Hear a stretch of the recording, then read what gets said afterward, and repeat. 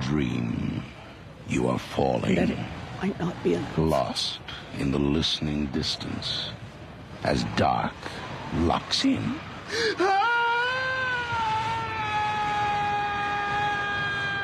Nightfall.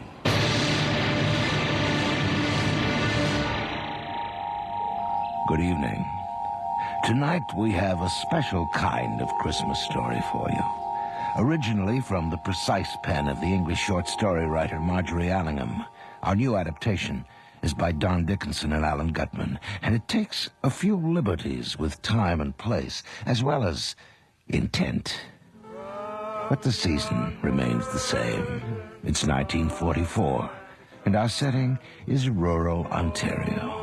And surely nothing bad could happen on Christmas Day in the morning. All right, now, everybody, here we go for the big finale. Glad to have you with us this year, Judge. We need a good bass. I'll give it my best, Chief. All right, now. 1, 2, 3. Sleep in heavenly peace. Sleep in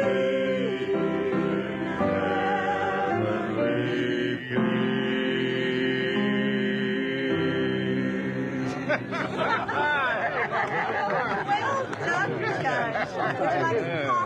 Coffee would be lovely, Mrs. Jacobs. And that was a superb lunch. Oh, I thank you, Judge. Coffee, Bob? Yeah, I'm sure we could all use some. And how about some liqueurs? Could you get them out of the buffet, darling? Yeah, I think that's your department, love. Yeah, we'll be in the study. Yes, of course, dear. We got to go. So, how's retirement treating you, Judge? Oh, it's a little early to tell, but if today's any indication, I'm going to settle into Port Pike just fine. Good. I hope you don't find things too tame here after the big city. Cigar, Judge? Oh, Cuban? Yeah, I love a good cigar. Weren't for this damn war, they'd be a lot easier to get. Oh, thank you. Well, here in Canada, thank God, we're removed from the worst of it. Yeah, true, but they can't put Hitler in his place soon enough for me. Oh, you're not alone there, Chief. My, this is a most enjoyable cigar. Thank you. Yeah, my pleasure. Oh, yeah, and please, call me Bob. Well, all right, Bob. The way things are going, they'll have put Hitler in his place before next Christmas. Yeah, I'll drink to that. If Marie ever shows up with the coffee and liqueurs. Well, the notion of war seems so inappropriate at this time of year. Quite right. Well, we shouldn't let it dampen our spirits. In fact, I've got good reason to celebrate this Christmas. Oh? Yeah. It looks like the province is going to buy a big parcel of land I own just south of town. Good price, too. Well, nobody gets rich being chief of police. Not in a small town, anyway. the province, what's their interest in that land? Well, there's a new highway coming through. Really? I haven't heard. Not many did. They kept it pretty quiet. Well, how did you find out?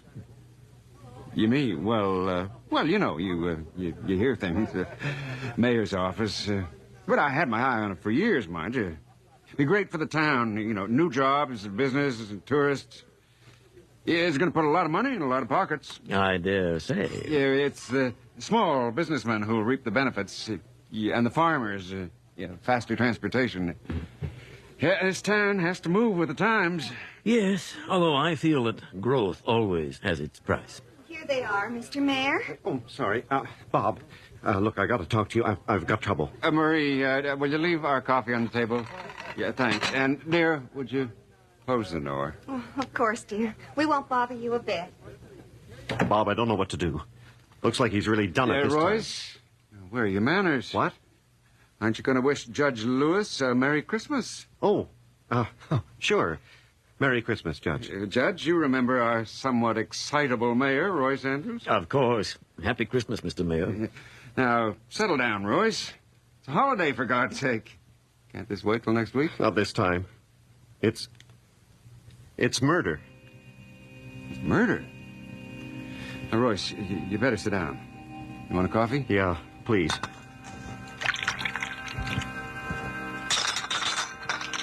Royce, what? Sorry, Bob. My God, I can't stop shaking. Judge, you'll have to excuse Royce. He's not used to these calamities. I understand. But it would appear that Port Pike is apparently not so different from the big city after all. Yeah, what happened, Royce? It's old man Noakes. The mailman? Yeah. He's dead. Killed out on Ashby Road. Looks like a hit and run. Any suspects? I'm afraid so. My son and that girl he's been seeing. You, that damn kid again. Well, this had to happen sooner or later. But it's not his fault. Yeah, it never is. It's different this time. There's something strange going on. Yeah, what do you mean? They found Noakes dead on Ashby Road, 200 yards from the crossroads, where they figure he was hit. But apparently he had just delivered mail to someone a mile off Ashby Road. And what's so unusual about that? Well, do you think he got hit, walked a mile into the bush, delivered somebody's mail, then walked a mile back to the main road to drop dead? That doesn't sound very plausible. Whose mail did he deliver? Some old woman named Margery Allingham. Lives in the old Benson place. I didn't know anybody lived up there. Neither did I. But she does, all right. A strange one.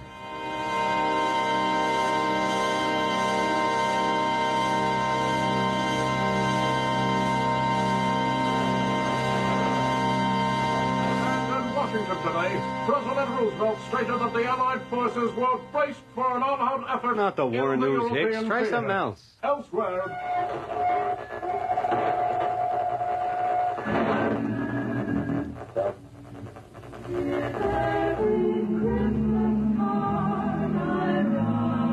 That's more like it.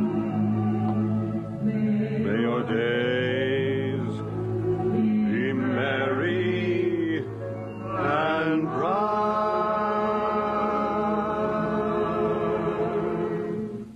and may all your Christmases be white.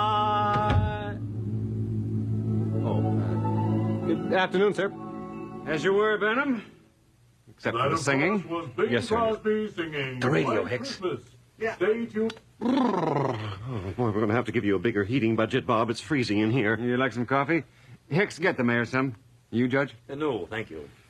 Well, Benham, I understand you were the investigating officer in the Noakes hit and run. Yes, sir. That's correct, sir. Well, get on with it. Tell him about the mail. Tell him about... All right, Royce. Take it easy. Here's your coffee, Mr. Mayor. Hicks, Yes, Chief? we're going to talk to the hit and run suspects. Take them to my office. Right away, sir. Well, Benham, what happened? Beg your pardon, sir, but who is this gentleman? I'm Judge Donald Lewis, retired. I'm here in an unofficial capacity. With all due respect, Judge, I can't see that we really need you here. Royce? Well, no, really, Bob. Don't you think this would be better handled as a private police matter? With all due respect, Mr. Mayor, that is your son in custody in there. I'm well aware. And he may be in need of some expert legal advice before the day is out. Oh, I see. Now, Royce, we have nothing to hide from an ex-judge. Besides, you were the one who told him the story. Yes, of course. I guess I'm just a little rattled. My son in jail. For the press. Yeah, we all understand, Royce. Benham, fill us in on the details. Yes, sir. The deceased was proceeding in a northerly direction on a two-wheel vehicle at approximately 9:28 a.m. His visibility impaired by a moderate snowstorm. The alleged impact vehicle... What the hell are you talking about? Yeah, Benham, you've been listening to too much Boston Blackie. Now, start again and make it simple so the mayor can understand. Yes, sir. Sorry, sir. It's kind of hard to explain. Let me draw it for you. Go ahead. Okay, now here's Ashby Road, running north and south. Yeah. And here's Simcoe Road, running across it east and west. Right. So it's at the crossroads, as far as we can tell, that Noakes was hit. He'd been heading north along Ashby Road. Anybody see him? Yes, sir. Checked that out myself. Charlie Decker put the lift bridge down for him a little before 9. Where is the lift bridge, Constable? Down here, Judge, about a mile south of the crossroads. Ah. And where did they find him? Up here, about 200 yards north of the crossroads. What about the car, Benham? I was patrolling eastbound on Simcoe, heading towards the crossroads, when I found a suspect vehicle in the ditch at the side of the road. Apparently, it had been heading westbound. Did another car force it off the road? I don't think so, Mr. Mayor. See, I didn't see any other cars west of the crossroads. And Charlie said nobody else had gone over the bridge that morning from the south, and we had to close the road a few miles north of the crossroads late last night because of the snow. Well, someone could have come along, Simcoe from the east, hit Noakes, turned around and gone back the way he came. Yeah, what about that, Benham? The real culprit could be miles from here by now.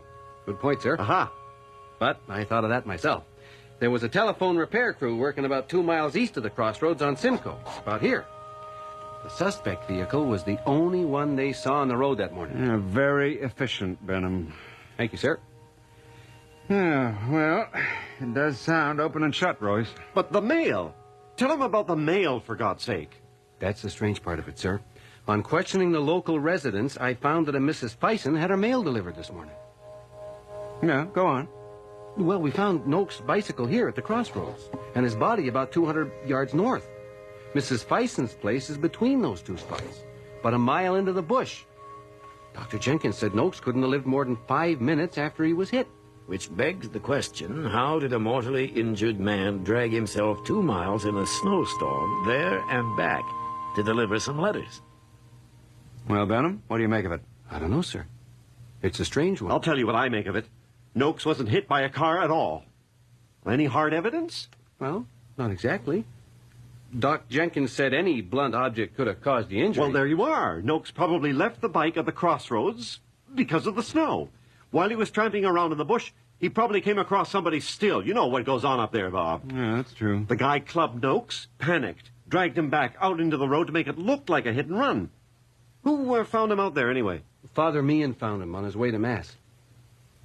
Did Father Meehan see anybody else? He didn't see anything. You should be out in the bush breaking up those whiskey stills instead of putting innocent boys in jail. Royce, calm down. What about the boy, Constable? What was he doing at the side of the road? He was being ill, sir. What? Well, he and his companion had consumed... That is, they were under the influence... They've been drinking, sir. Heavily. I see.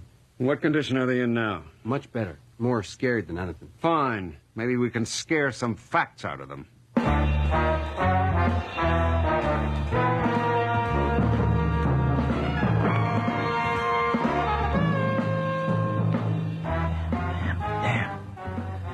Time.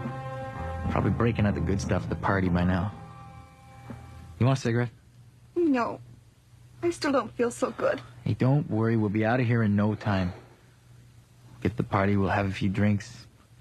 Maybe a little fun on the way home. Oh, Jimmy. How can you think about that now? I'm sure we hit him. I'm telling you, we hit the bike. I just keep thinking about that awful thud. We hit him. It was the bike.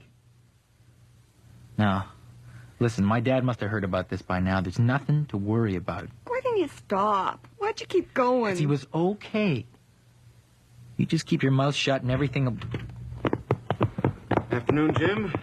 Carol Ann. Hi. Merry Christmas. Hello, son. Well, Dad, you certainly took your time getting here. Who's this? This is Judge Lewis, son. Hello, Jimmy. He's here to help us. Help us? What do you mean? The car just went off the road. What's the big deal? He's dead, Jim. Now, I know you didn't do it. What are you talking about? Who's dead? Oh, Jim, I knew you should have stopped. Oh, God, what are we going to do? Philip Noakes is dead. Chief, I don't know what you're talking about. I'm telling the truth. Benham, you wait outside, please. What? Oh, yes, sir. I'll be down the hall if you need me. Jimmy, I think you better tell us what you know. I gotta sit down. Well, there's not that much to tell. I admit I saw Noakes. Stupid old man. He's right out in the middle of the road, and he's pushing that crummy bicycle.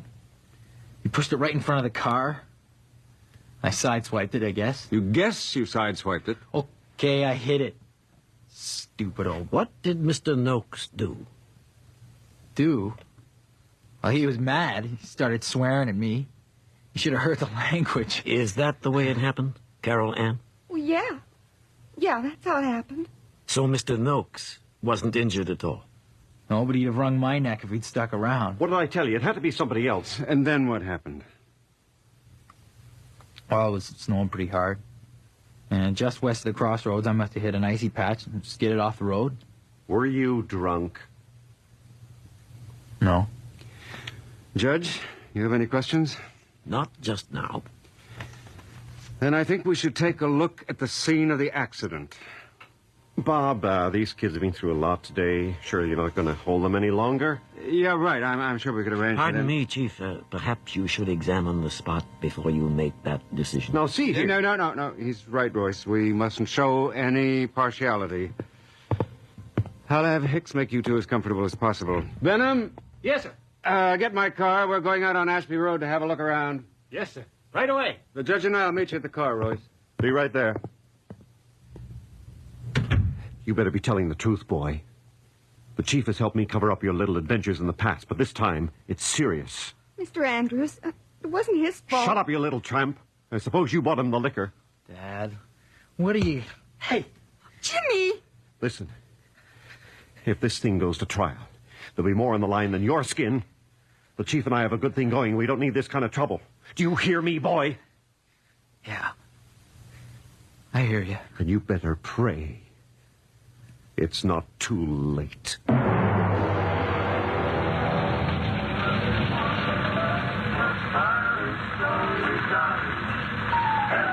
Will you turn that thing down? Sorry, sir. And, Judge, will you roll your window up? It's freezing in here. Sorry, Mr. Mayor. It was getting a little smoky. Okay, I'll put it out. Hey, there's the car up ahead. Yeah, it doesn't look too bad, Royce. Fender's a bit shot, though. That's an old dent. Yeah, pull over, Benham. Let's have a look. Not much to see here, sir. Snow's covered up the tracks. Yeah, too bad. Well, maybe we'll just go on to the crossroads. I'd like to take a quick look, if you don't mind, Chief. Waste of time, if you ask me. Go right ahead, Judge. Benham, you go along with me. Yes, sir.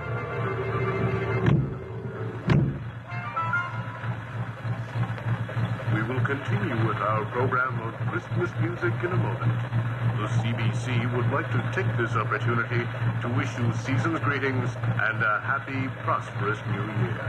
We now return to our presentation of Christmas music.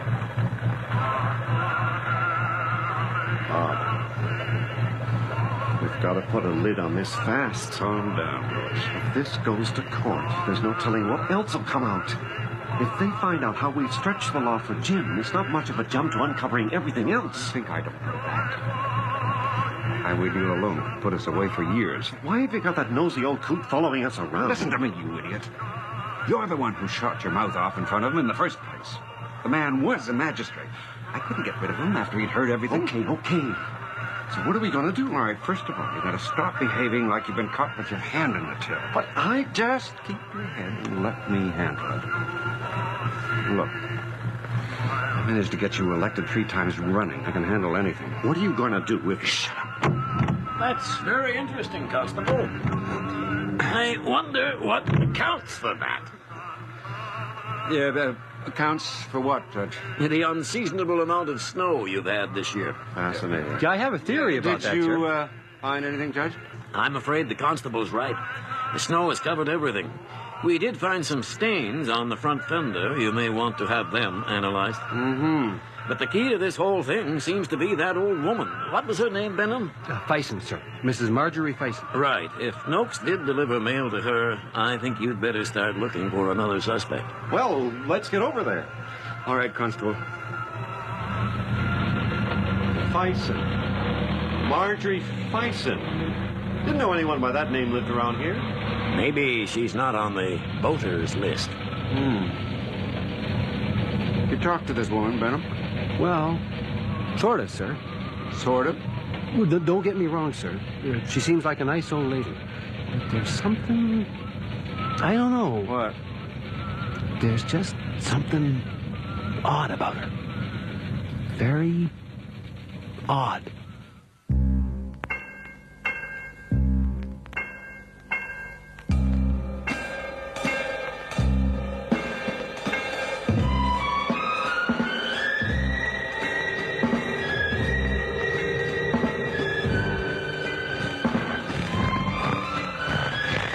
Seems unlikely a dying man could have covered this much ground.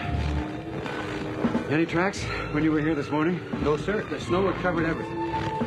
You all right, Judge? I'm fine, but I think we're losing the mayor. Hey, my shoe came off. Oh, well, maybe we better wait for him. Is it much farther? Just see the roof behind this hill. Looks a bit run down. Yeah, the place wasn't lived in for years. No wonder. Pretty isolated out here. How close is the nearest house? About 1.5 miles, sir. Damn shoe came off. My foot's wet, and it'll kill me. Where is the place, anyway? Just over the hill. Damn. Oh. Probably caught pneumonia out here. Well, this settles my mind. Nobody could make this trip after being struck by a car. Constable, you actually saw the mail Philip Noakes delivered? Yes, sir. They were all Christmas cards. About 15 or 20. Mrs. Fison made a point of showing me each one.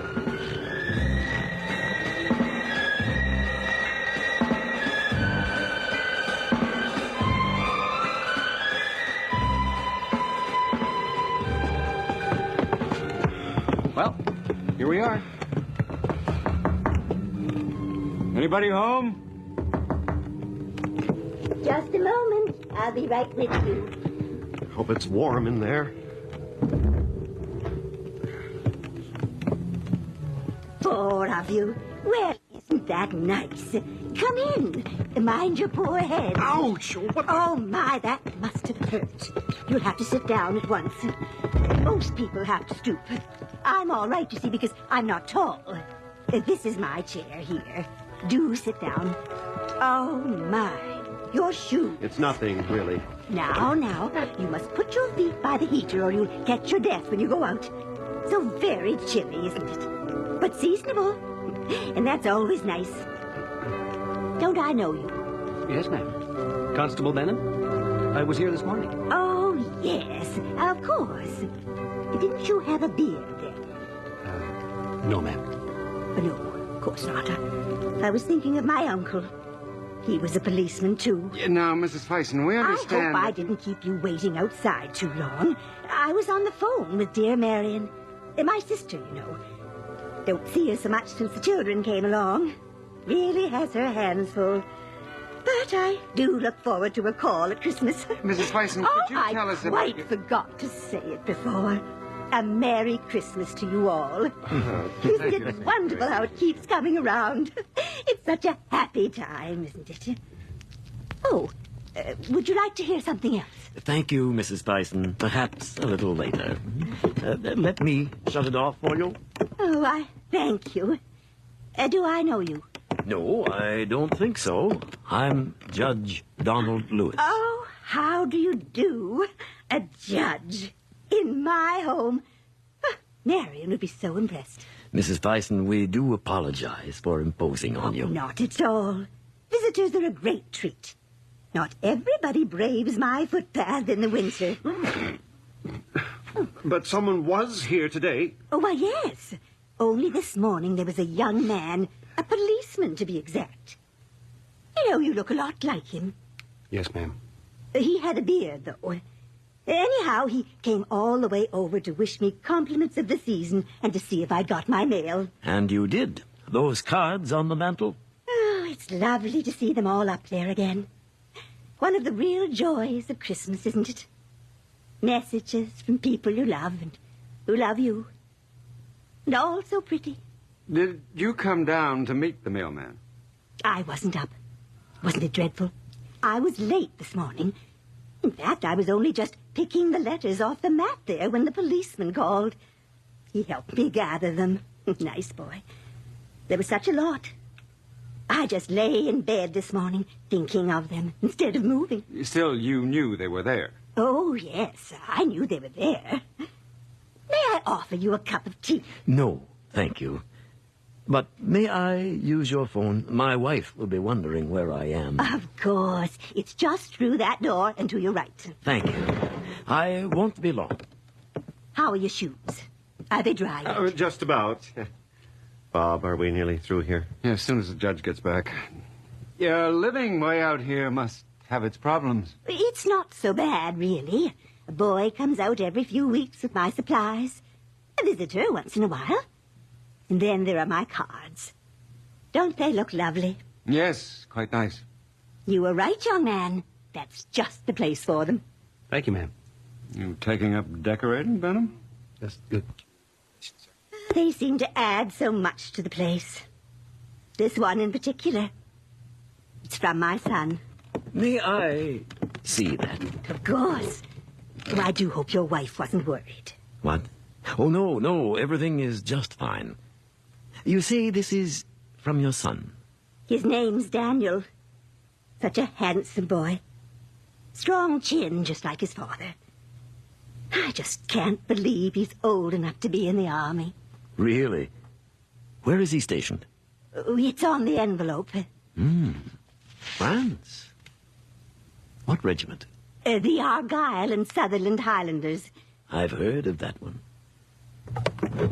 Well, gentlemen, I think we've taken up enough of Mrs. Fison's time. I'll second that. You watch the beam, Royce. What's that? Duck your head. Thank you for your hospitality, Mrs. Fison. I hope we didn't disturb you. Not at all. Not at all. Here's your son's card. You know, I think I'd like you to have that. What? Oh, no, I couldn't. Your son's card. I'm sure he'd want you to have it, too. Well, I... Imagine a judge in my house. I don't know what to say. Of course you do. Merry Christmas. A very merry day, indeed. Well, let's go. Yeah, thank you for your cooperation, Mrs. Fison. No trouble at all. Goodbye. Goodbye. Goodbye, Judge. Goodbye, Mrs. Fison. Well, that was a waste of time. It had to be done, Royce. Benham, you better get more men out here and comb the area. Maybe Noak's killer hasn't got too far yet. Right, Chief. If you'd listened to me in the first place, we wouldn't have to come all the way out here. The killer's probably out of the province by now. Not unless he broke out of your jail. I think there's more to this than meets the eye. What? What are you getting at, Judge? Do you see any phone lines? Phone lines? What do you... I thought something was strange when I discovered the phone was disconnected. Mrs. Fison said she had just received a call. You're right, Judge. You can see where the lines used to be hooked up. Yeah, that was the first thing. Then her son's regiment, the Argyll and Sutherland Highlanders. I have a nephew serving with those boys, and they've never been overseas. Not in this war. This war? Take a look at the card. See the date. December 1916? What's all this nonsense mean? God. It means, Mr. Mayor, that Philip Noakes was nowhere near this place today. What? What we've discovered, gentlemen, is a sad ritual. I guess she'd been putting out the same cards every year from people who are long gone. Poor dear. She probably thinks it is 1916. Then Jimmy... Oh, shut up, Royce. Yeah, Jimmy did it. And we're gonna pay for it. I don't understand, sir. Is something wrong? Leave them alone, Constable. Let them enjoy their Christmas while they can.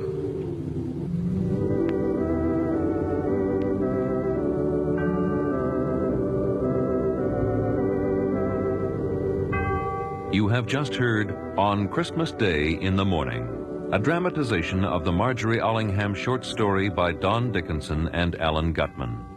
Sandy Webster starred as Judge Donald Lewis, with Colin Fox as Mayor Royce Andrews and Arch McDonnell as Police Chief Bob Jacobs. Sandra Scott played Mrs. Fison, and Robert Haley was heard as Benham. Elva Mae Hoover played Mrs. Jacobs, as well as Carol Ann. Michael Wincott was Jimmy, and John Stalker played both Hicks and the radio announcers. Our recording engineer is John Jessup, with sound effects by Bill Robinson and Kathy Perry. Our production assistant is Nina Callahan, and the series story editor is Earl Toppings. Nightfall is produced and directed for CBC Radio by Bill Howell.